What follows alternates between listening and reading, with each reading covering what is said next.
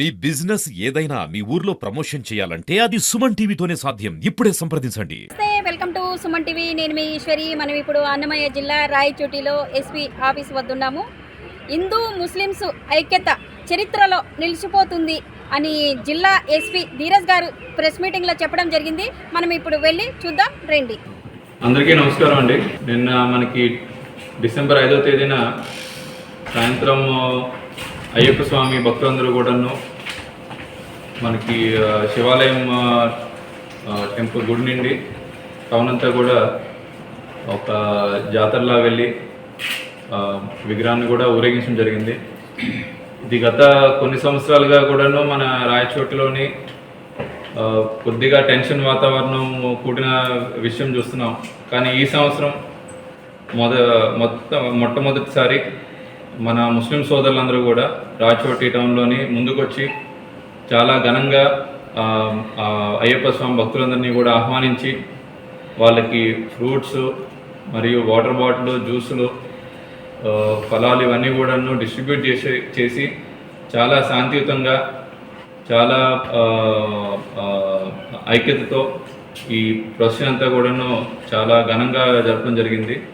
దానికి మన పోలీసు వారి తరఫున మరియు రాయచోటి అడ్మినిస్ట్రేషన్ తరఫున అంతా కూడాను ముస్లిం సోదరులకు, అయ్యప్ప స్వామి భక్తులందరికీ కూడాను కృతజ్ఞతలు, అభినందనలు తెలుపుతున్నాను.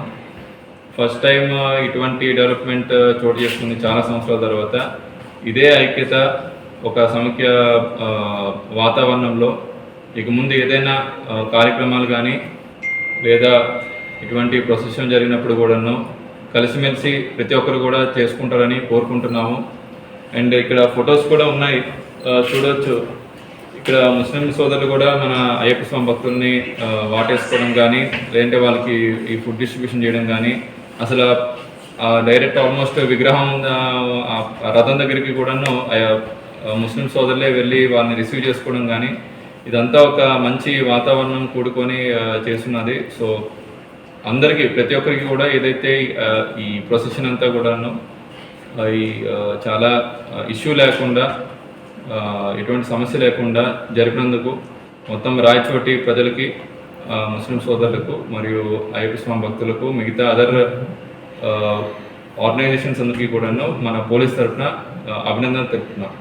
లోకల్గా ఈ పీస్ కమిటీ మీటింగ్స్ అవి పెట్టి 2 సార్లు కూర్చోబెట్టి 2 వర్గాలతోని కూడాను, ఇరు వర్గాలతో కూడా ఎటువంటి సమస్య లేకుండా ఏ టైంకి ప్రొసెషన్ జరుగుతుంది, ఎటువంటి ప్రికాషన్స్ తీసుకోవాలి, అండ్ ఎటువంటి ఇన్స్టిగేటింగ్ రిమార్క్స్ ఏమి లేకుండా కోఆర్డినేట్ చేయించిన అడిషనల్ ఎస్పీ అడ్మిన్ గారికి మరియు డిఎస్పీ గారికి, సిఐఎస్ఐ గారికి, వీళ్ళందరికీ కూడాను నా తరఫున అభినందనలు తెలుపుతున్నాను.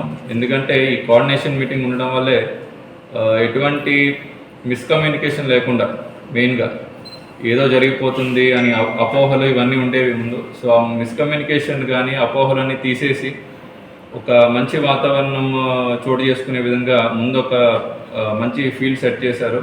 దానికి మా పోలీస్ టీం వాళ్ళందరికీ కూడాను అభినందన తెలుపుతున్నాను. థ్యాంక్ యూ అండి.